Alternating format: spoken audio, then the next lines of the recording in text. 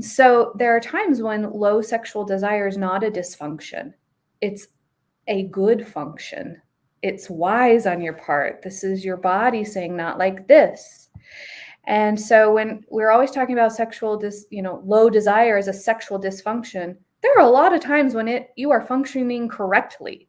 I would be very concerned about you if you loved having a terrible time in bed. Yeah, absolutely. And when you state it like that, it makes so much sense too. Of the, if it's something that you don't like, why do you then have to focus on trying to like it? Just we've got to alter something. We've got to alter it. I think of one thing I just recently learned when we were going back to food is my dad growing up, he would always whisk together eggs and tuna and make tuna fritters.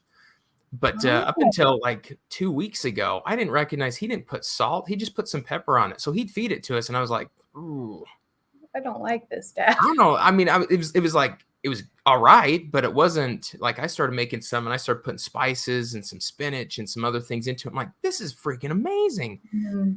But I had to start putting things in like garlic and chipotle and some other things that I really, really enjoy. And I sent him an image of it. He's like, wow, it looks like you do a lot more to that. I'm like, and it tastes super good. He's like, oh, I'm a pepper guy. I don't even put salt in it. And I'm like, you didn't put salt in the eggs. Eggs need a lot of salt, Dad. Yes. So I think that's exactly what you're describing too, of like, if I were to just to be like, well, this is just how tuna and eggs go together and I hate it or I don't like it. Or it's okay, but I could go without it. I went without it for years. And if I don't ever have tuna fritters again, I wouldn't mind it. That is a switch where it's like, okay, well, what's the chipotle? What do you start bringing in? And when I'm talking spice, I'm not necessarily talking about spice up your sex life with the new positions and things. They often refer to Cosmopolitan and male magazines and things like that about the things you're supposed to do, right? Education coming from those sources, yeah. And so this was like the first key point that rose out of their interviews with people who had magnificent sex is they realized, oh, these people know the difference between good sex and bad sex. They know themselves really well and can advocate for the kind of sex that they enjoy, and their partner cares about their unique tastes and differences. Yeah. Their partner cares about learning about what works for them instead of saying, well, most people like this, you should too. That wasn't a dynamic in these magnificent lovers that they interviewed in this research. Absolutely. In fact, I want to say that most of it was, and we'll get to some of those other key points too, but a lot of that typically turned out to be a willingness to explore, to be vulnerable, off the top of my head, there's a couple others that they kept coming back to, but those are the ones that the exploration, the vulnerability, and kind of the willingness to just allow things to grow and progress, that it wasn't this rote or specific space to have to be in. And that was extremely powerful and something they found with most of the magnificent sex individuals they were interviewing. Yeah, and it lined up with my clinical experience of when I'll often have a female-bodied individual come and say, I have low desire, and basically I'm the identified patient. My partner is like, hey, go get help and come back to me when you're fixed. And that is part of the problem, to realize that, no, this is something that the two of you explore and figure out. And maybe you do the work first to be the expert of yourself. But her low desire may have nothing to do with her being dysfunctional. That has to be a possibility on the table. Absolutely. It may not be a dysfunction. It may be her operating correctly under the given circumstances. Yeah, that it doesn't fall back into that dysfunction. I also like that we talked about, or they were talking about, there's the low desire. There is the premature ejaculation, delayed ejaculation, anorgasmia, erectile dysfunction. And yeah, just that if you're not acting or doing what is supposed to be done, then all of a sudden you've got this problem that needs to be fixed. And if you can't be fixed, say bye to sex. And that's just not the case. It's just not the case. There's so much flow that you can go towards in your sexual expression that having sex is not, I think they said a couple of times, insert A into tab B or insert tab A into, Say that a few times in the book. Yeah. It's funny. There's so much more to it. There's so much more. And a dysfunction is not a death sentence to your sexual expression or your sex life. Yeah, and they made the inverse true. I think the last paragraph of this section, she said she was trying to clear up this idea so that low desire may not be a sexual dysfunction, but also people who are functioning properly, that doesn't guarantee great sex. There's more to it. So great sex isn't the absence of dysfunction and the presence of function. There are people who function properly and are not having great sex. And there are people who function dysfunctionally and are having great sex. And so it kind of tweaks our goal from for sex therapists, which is let's treat the dysfunction that we see in the DSM and then they'll have great sex. And she's like, no. People are having great sex with proper with dysfunction, and people are having terrible sex with proper function. I hope I'm being clear. I'm not sure how articulate I'm being. But, no, what I'm hearing you say in particular, it's making sense to me as I've read the book. But for listeners that may be like, wait, what do you mean dysfunction with not? The only thing I could think of is that when we are, or from what you're stating, is that just because you have a vulva that that gets wet, just because you have a penis that gets erect, just because you can last for as long as you want to, or the ways that that you'd like to be touched, or you can have sex, does not guarantee that you will eventually work your way into magnificent sex or even great sex. You can have lousy sex that way.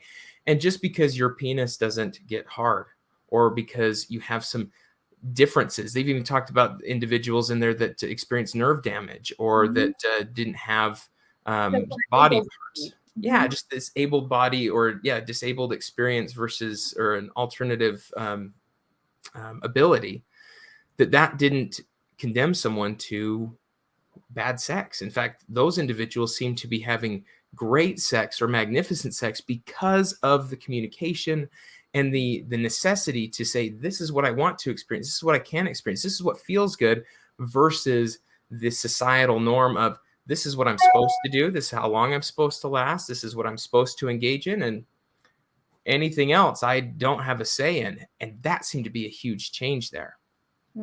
Yeah. So that was, her first key idea from this research is that we can increase our desire by having better sex. Yes. Do you feel good about moving on to? Yeah, I'd love to. I think that sounds great. So if we're over on key idea 2, during magnificent sex, lovers are focused, connected, and vulnerable. So there was a precursor to that a little bit earlier.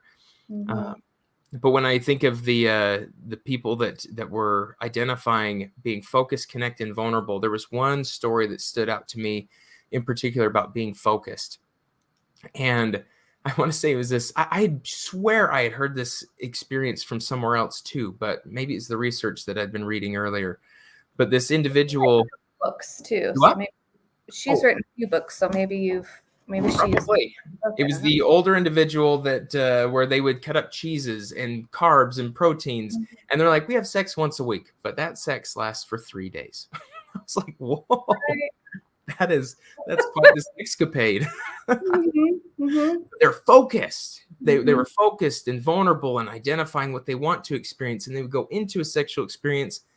And that doesn't necessarily mean that there was the missionary position and that lasted for 3 days. It was a sexual experience that involved like possibly disrobing or talking or laughing, or they were obviously making their meals because they didn't want to stop the sexual experience to go and make food. Yeah. So it was intentional. And if I remember in that story, these were older individuals who'd made peace with some of their dysfunction, actually. And the man, he's like, I can't have sex 3 times a week anymore. Just my refractory period, my blood pressure, And so they'd said, that's fine. We'll have a day of pleasure and connection, Mm-hmm. and will adjust to these changing realities. And it was still magnificent for them, but they were intentional about it. And in this, second key idea, what rose up was that people who have magnificent sex describe the experience. Some used the word transcendent, some used the word flow, some used the word absorbed, with this idea that nothing else mattered other than what they were doing right then. That the time, the clock stopped, the outside world slowed, and all that mattered was what the ways that the two of you were connecting at that moment. Mm-hmm. It's a very Zen idea. I think it's very much of an Eastern idea. I think for probably Western Americans particularly, we have to work harder at this skill of flow and focus and being consumed in a moment. I know it's difficult for me. So I'm like, is that my Americanness? Is that my femaleness? Is that my ADHD brain? Is that what is that about me? But it is harder to learn to be in that state of flow and letting everything else drop off and being absorbed in a moment. But that was the key number 2 thing that these magnificent lovers had figured out how to do together. Yeah. Yes, they had. The other, when we're talking about this flow, I go to the distractions. I think of, and I think you're alluding to that as the distractions. So many distractions happen when it comes to where your mind can go. I would say that happens in the office when I'm working with couples or individuals so often, that laundry, things that need to be done, where kids need to go, what your body parts look like, if you're doing things right, if you need to be thinner, bigger, smaller, if you should be acting a certain way, more orgasmic, less orgasmic. The mind starts taking over. Yeah, their anxious mind was not a part of magnificent sex. At all. At all. Yeah. So here's a question I wanted to ask you, Cami. So they talked about mindfulness, but not necessarily mindfulness in meditation. Mm-hmm. There's a certain component to it, but they said mindfulness was different than sitting with Zen or even being a part of the experience as it unfolds. It was a different of being moment to moment, kind of like you were describing. I'm curious, how did you conceptualize or keep in your mind what they were talking about mindfulness in sex without it being mindfulness or meditation? Yeah, because I was working on that, because we love Lori Brodo and we love her book, Better Sex with Mindfulness. Yes. And what I think Kleinplatz was getting at is that it's similar to that, but not the same, because if we're meditating and we're mindful, it's completely internal. We're not interacting with another person. But sex as this flow or mindfulness means that our mind is calm, but at the same time attuned to another.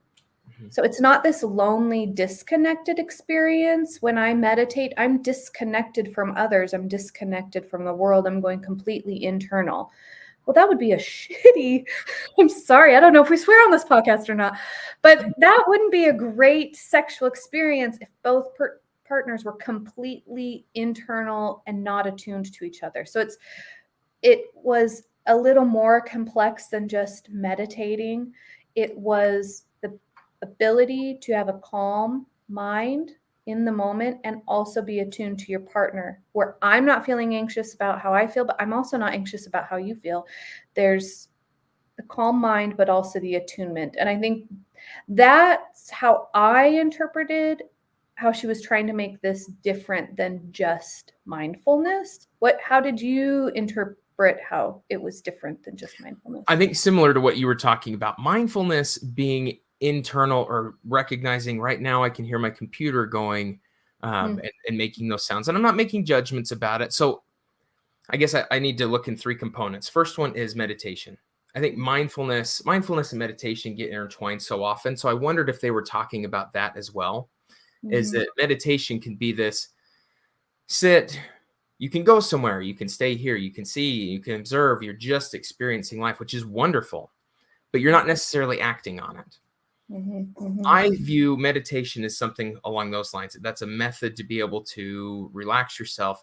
Mindfulness is something you and I can do right now. In fact, our listeners can do that at this point in time. What does it feel like to sit in your seat? Can you hear things around you? Are there colors around the room? We're just recognizing what's happening, and we're withholding judgment of what's happening. Just we're noticing what's going on.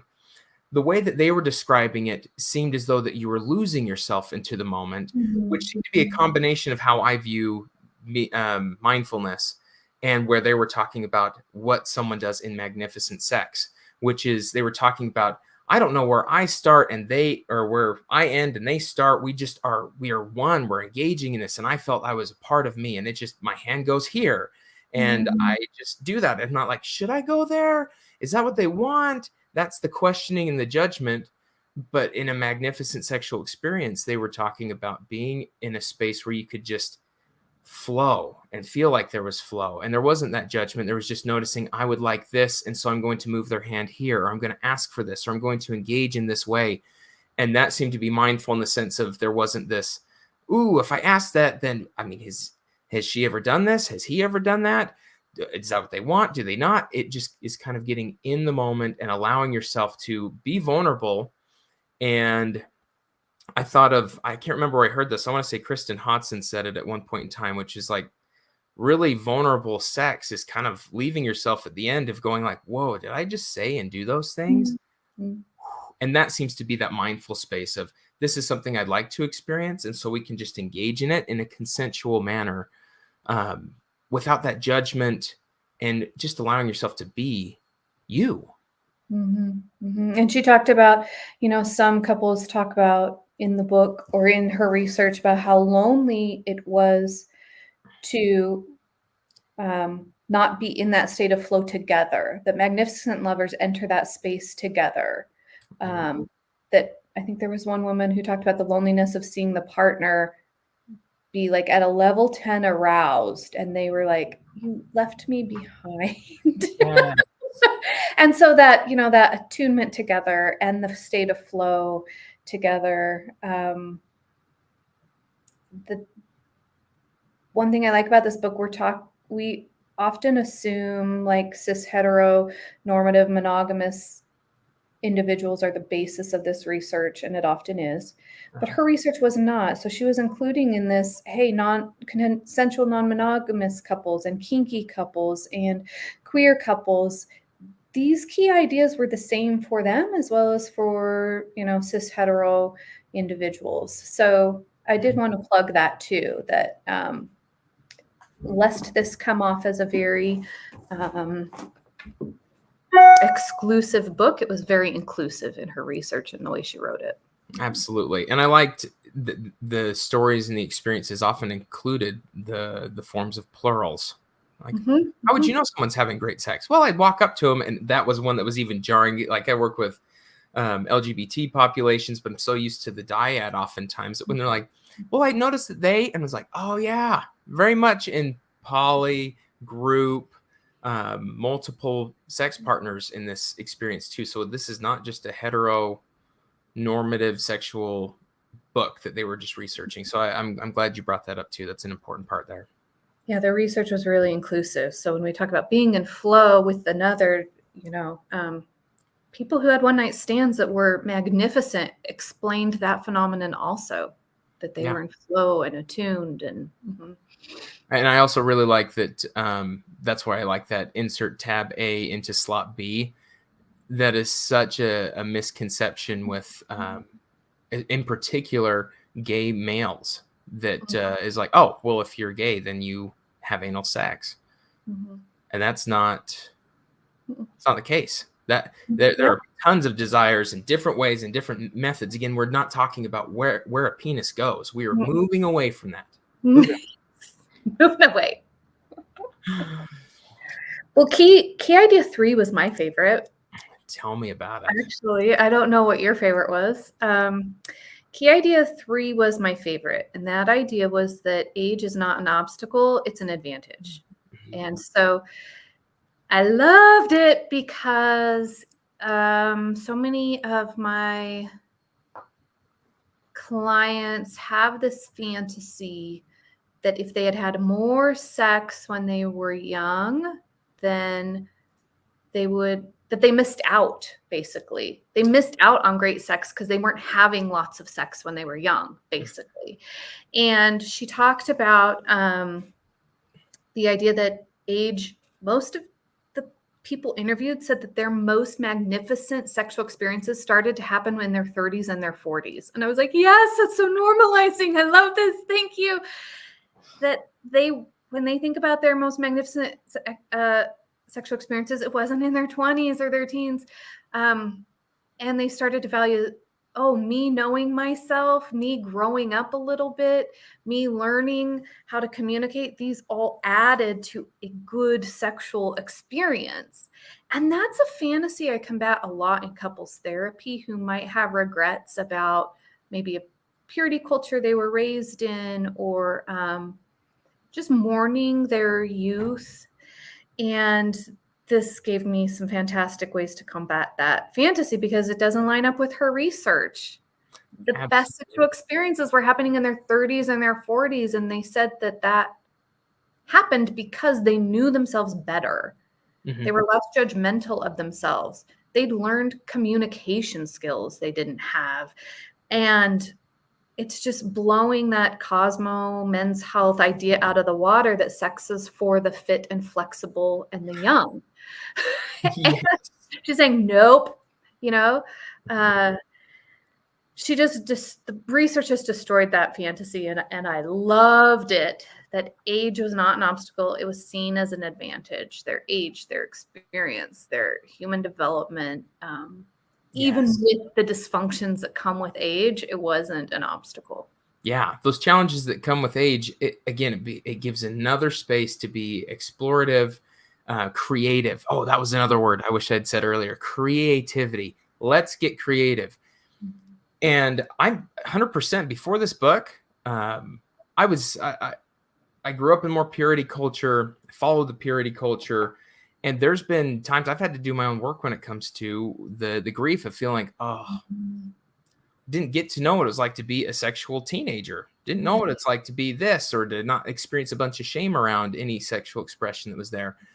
And then listening to this, I was like, you're right. I could have sex when I was a teenager, but they were talking about the research. Been good. Could you have done this with this body part? Yes. How amazing would that have been? Probably not great. Possibly exciting for the newness and other things like that. But there was one part in there that they said that there was a lot of sex therapists that were getting it wrong and thinking that, like, well, you can't always have it the way that, it was when you're at the very beginning of your relationship or in your teenagers, because everything's novel. And it's like, whoa, I've heard plenty of times that, like, hand jobs or oral sex, or even, engage in whatever sexual experience you want to have, is that there is a newness, but oftentimes the newness doesn't come with communication, doesn't come with vulnerability. It's kind of like, well, what does this partner want and what do I want? Sometimes it's like, I'm here to get mine. Mm-hmm. Let's race to see who gets theirs first. That's not good sex. That is not good sex. Mm-mm. So that I love that aspect too, where it's like, as getting older, people had less what's that word? Had less they were less likely to participate in essentially lousy sex, because they weren't willing to sit there and go, well, I guess this is what it's going to be, which oftentimes younger individuals and newer relationships will do, versus like, no, this may be not a great experience, but I'm learning from it. Mm-hmm. And I also am going to vocalize what I want and what I don't want, and not do what I don't want to do. And I was like, that is really cool, especially looking forward to later on in age. And even my experience with growing with my partner has been, it's only gotten better the more vulnerable and the more engaged both partners have become. Yeah. Yeah. So I loved that part of the book. That part of the research was really exciting to me. Yeah, I think that's great. So in key idea number 5, we're getting to my favorite one. I think the 6 is my favorite. Huh? 4. Oh, geez, we're only on 3. Okay. Yeah, 4. Thank you. I totally skipped a part. Extraordinary lovers tend to be open, curious, and self-accepting. Ooh, the self-acceptance one was where I got caught. Mm. How do we encourage self-acceptance, and how does someone even get to self-acceptance? Do you remember some of the like thoughts that people had, or do you have any thoughts on how someone works towards self-acceptance? Because that's easier said than done.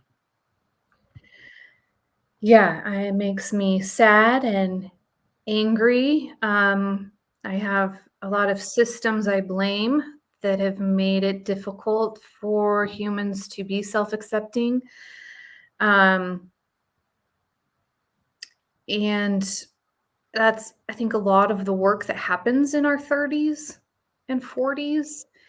Um, I know there's tons of internalized shame and a lack of pride in our 20s. I don't want to say that, I don't want to ignore that. That's completely there. But a major thing I work with my clients is coming to a self of accepting one. Body image is a huge one, but also then accepting that they're a sexual being. There can be a lot of shame around what people enjoy or find pleasurable. Mhm. And so self-acceptance, whether we're talking about having the relationship you want with pornography, or having the relationship with your body that you want, or having the relationship with your own sexual template, there's a lot of systems I blame that make that difficult for us. But I think that that is probably a universal job we all have to do, is work through becoming accepting of our body and our sexual selves. I think that's Yeah, fairly universal work. We don't all choose to do it, but if we were going to be a magnificent lover, we need to choose to do it. absolutely. Some of the thoughts that I had from that, or at least what I remember within it, is letting go. Mhm. And some of those individuals were letting go out of necessity, like there was a big life change that happened, or out of choice. And oftentimes, I think the choice can be maybe harder in a certain extent, because usually when there's necessity, it's like, well, it's either this or nothing, versus, oh, I think that there's something different with my body, my feelings, my experience, who I am, and this acceptance, where we're in a world that is very open about what is acceptable and what's not. It's Mhm. becoming more and more acceptable, such as having internet rooms and groups where you can see there's other people experience what you experience too. Whereas beforehand, that was harder. But at this point in time, being able to be fluid and flexible and Mhm. change, have your willingness to continue learning, that seemed to be a huge part of the self acceptance. Is I have this desire, I think. Can we explore? Can we not? We're not going to do this perfect the first time. And that involves everything such as like kissing not being just if you enjoy kissing, allowing kissing being something that is an end to a sexual experience, or Mhm. middle, or not just this beginning. Oftentimes in society, we show that there's kissing is just focused on the start. We start with a kiss, and then we move to this, and then we move to removing clothes, and then we move to this and this and this, cultivating all into this orgasm, and then sex is over. Mhm. And being able to accept yourself, I think one of the statements there was, great sex always changes, tolerating discomfort, and each one can press and manage their own discomfort. So each person gets to be discomfort or have discomfort, and then you get to explore what that discomfort looks like and what that experience is for you. And then you move into self acceptance. Wow, that is what I want. Oh, this is kind of difficult for me. I wonder why. But that it wasn't this push away of, I don't know what that is. I don't want to express it. It's got to be dead. Push it down, push it away. And if you can accept yourself for who you are, the actions you want, the fantasies you experience, be able to express those, that's true safety, self acceptance, and really leads you to magnificent sex. Yeah, and I don't know if we should be surprised about this, because when we talk about mental health and emotional health, it's always, top characteristics are mental rigidity. And so if we're talking about trying to improve our sex lives, our sexual health, that mental rigidity is going to also make things difficult in this area of our lives. So being open and being curious is part of mental health resiliency and emotional resiliency, but here it's showing us it's also part of sexual resiliency that, oh, the erection didn't go how we wanted. That's fine. Let's stay open. Let's stay curious. How else could we have pleasure? Oops, I have a human need I need to go take care of for a minute. And they're staying open. They're staying curious. They're staying self-accepting. They're not tied to a rigid script of what should or shouldn't happen. And that's true in every area of mental health that we talk about. And so, of course, it's also here in sexual health as this key principle of magnificent lovers are open, they're curious, they're accepting, they're flexible, they're not rigid with what should happen. Absolutely. And that plays into key number 5, which is the greatest skills or sexual skills are empathy and communication. Mm-hmm. So empathy and communication within a relationship far exceed anything you could read on a magazine about mind-blowing sex tips or new positions or the newest toy or experience or novel thing that sure could be fun and aid in your experience of what maybe you're interested in, if you're interested. But the problem is it's meant to sell the magazine and sell you on the idea that there is something that you can do that will make it happen. Without communication of all the things. Do this. If you know it, you can do it to your partner. They won't know. It'll blow their mind because they won't know. They won't see it coming. And you'll do this thing. And you're going to be this sex god or goddess. And yeah, that never came up in their research as what made magnificent sex. Right? No, never once did I hear page 52 on Cosmopolitan. It blew our minds, and we never had to talk about it. No. Mm-hmm. Yeah, and that made me have some thoughts as I was, knew we were going to have this discussion. I was like, yeah, we're talking about instead of being a sexual doing, a sexual being, meaning great sex is not do X, do Y, do Z. No, it's be open, be empathetic, be communicative. It's be a sexual being instead of a sexual doing. There's no part of our anatomy sexually that operates like the knee, when someone gets out with those reflex tools and hits your knee and it moves. That is not how a penis or clitoris works. The biggest sex organ is our brain, and you have to be making love to the other person's mind just as much as you are their genitals for it to be magnificent. Absolutely. Absolutely. It's not about what you do or what gets to a physical response. It's all about, I love that, making love to their mind, not so much their body. Huge important thing there. And the empathy. So I thought, though, I like that they talked about the empathetic side of things being, well, how does someone provide empathy or give empathy? And the thought that I had beyond understanding or experiencing empathy in the bedroom is exploring that vulnerability. When someone is being vulnerable, asking, exploring, expressing who they are, that we sit back, witness, participate, and show up for that person in the way that you would want them to show up for you as well. Yeah. Yeah, they talked a lot in these chapters about the role of trust. And the way I talk about it with the clients in my office is how to take someone seriously without taking them personally. And even one night stand couples that they interviewed said, I had enough trust that I knew we could have good sex just from meeting. That was interesting because most of us think, oh, you've got to have these multiple experiences in this long-term relationship to develop the kind of trust that's necessary. But I'll talk about it in terms of do I trust that my partner can take my feedback seriously without taking it personally? If I move their hand, will they be like, take it as a criticism of you don't do this right? Or will they be like, oh, that would work better for you. Thank you for telling me. That is empathetic communication in sex. Is I trust that my partner can give me feedback. And I'm happy to have that feedback because I want them to enjoy what we're doing. So yes, please give me feedback. I'm going to take it personally, but I'm not going to take it seriously. I'm not going to take offense. I'm not going to take it as criticism. I'm going to go, oh, I'm so glad I know you prefer my hand there. That is what I think an empathetic lover is.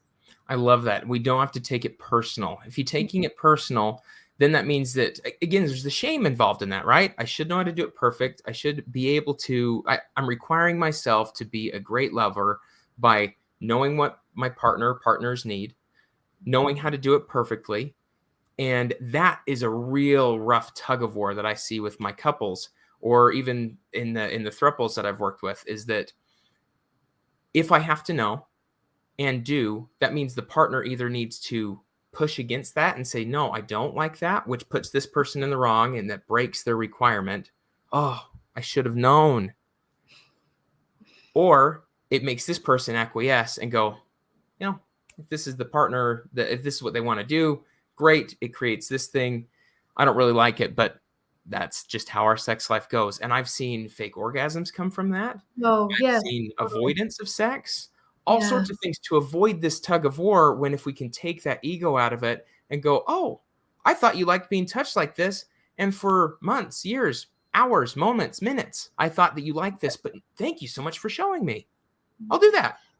Yeah. And in that same vein of sexual empathy, they talked about knowing who you're doing what for and taking turns maybe of that this touch is I get the most pleasure out of this, or you get the most pleasure out of that.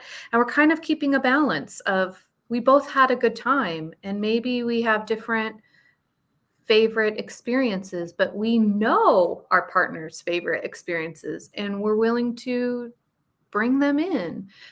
And so it was this idea of empathy, that there's something good in it for both of us, and we know what those components are, and we're willing to take turns and make sure it was mutually enjoyable. Absolutely.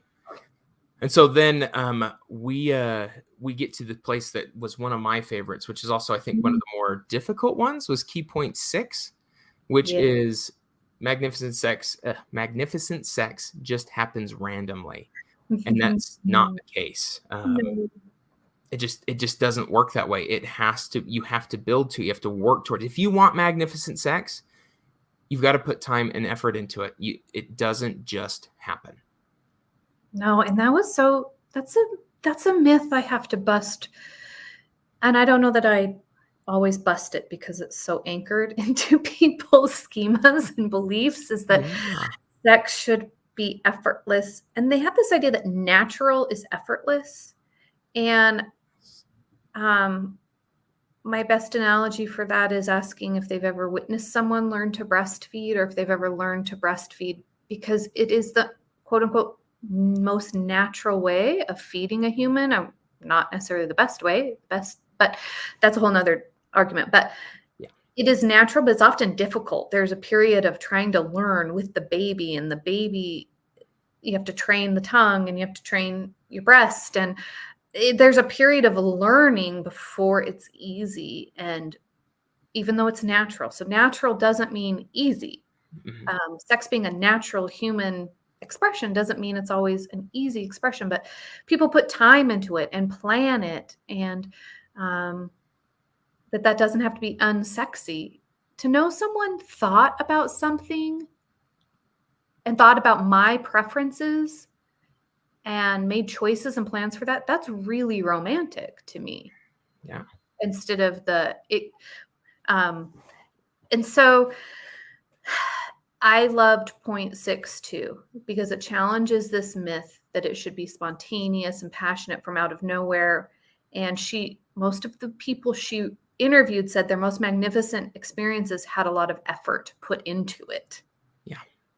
And I think that my favorite point of this is exactly the same reason that you were talking about it, is that if you are in a place that you feel like everything needs to be done randomly, spontaneous, that becomes problematic so fast, because how often do we, unless you get into a pattern and a rhythm, which takes weeks and weeks, so we could go into Atomic Habits and the conversation there of how you get into patterns. And sex is something that gets, it's a livelihood. It's an experience that takes effort and changes with age, time, children, non-children, work, stress. It gets affected this way.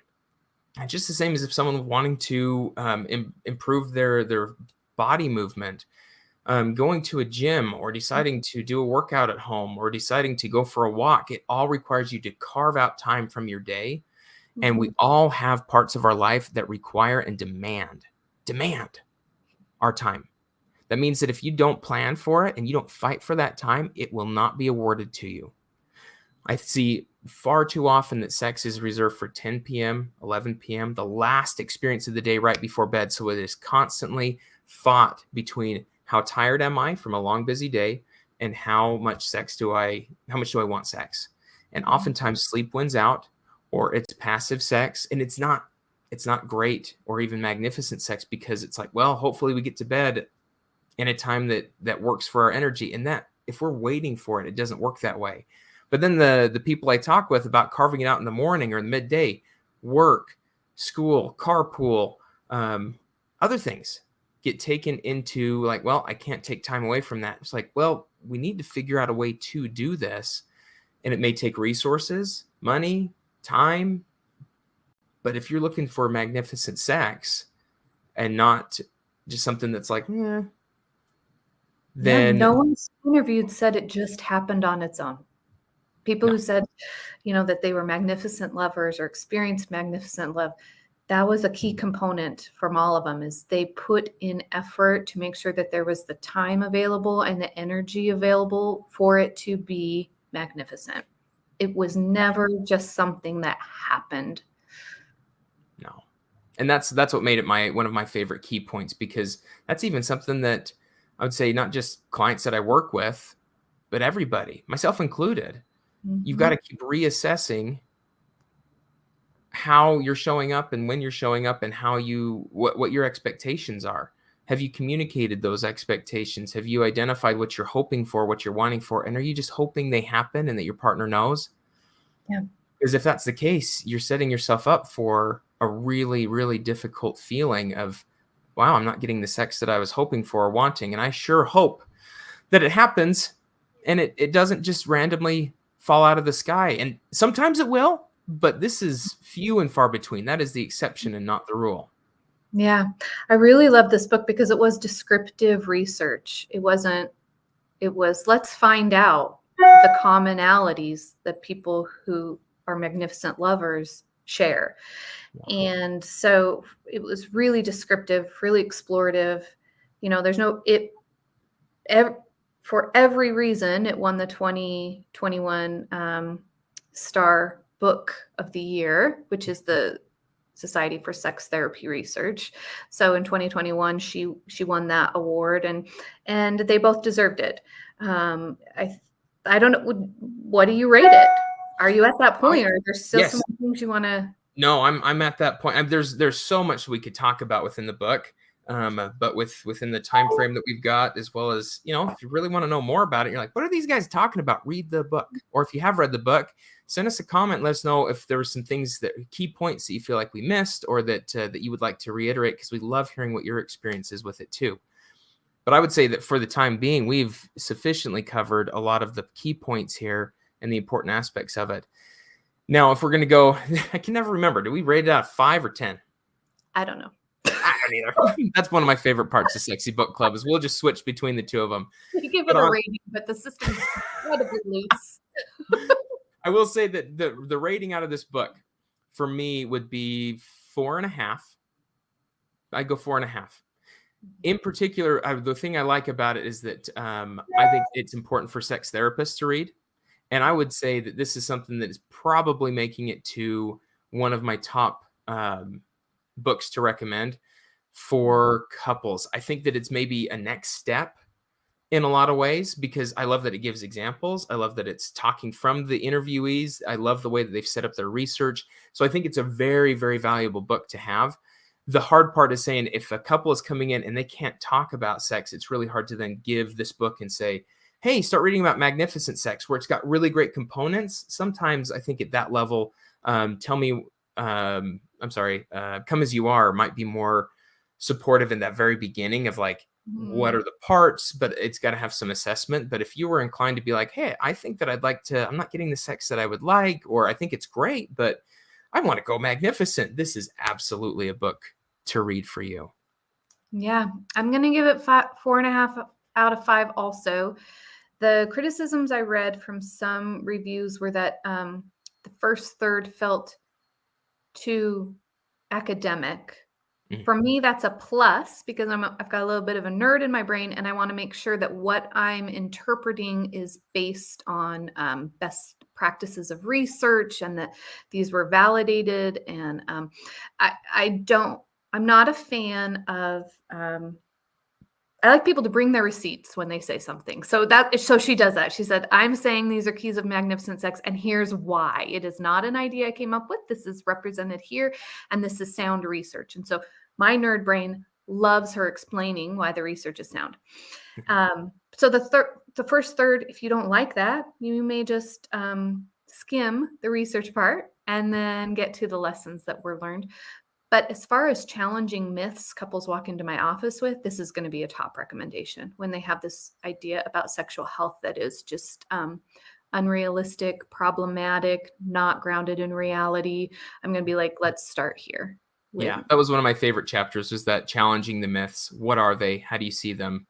And what's the reality to it? So great. We got 4.5 out of 5 for both of us. One of our first lives in the books, which is real exciting. I know, we had like 3 viewers for a while. You know what? And I love that we've been able to like practice some of these things and kind of see what comes up. I wanted to identify and explore just here towards the end. Like, this is our logo. Keep looking for this logo as you follow Sexplorers and Birds and Beasts podcast, as well as Sex Therapy 101. Between Cami and I, there's a plethora of information for sexual health. If you have questions, please email us, Sexplorers.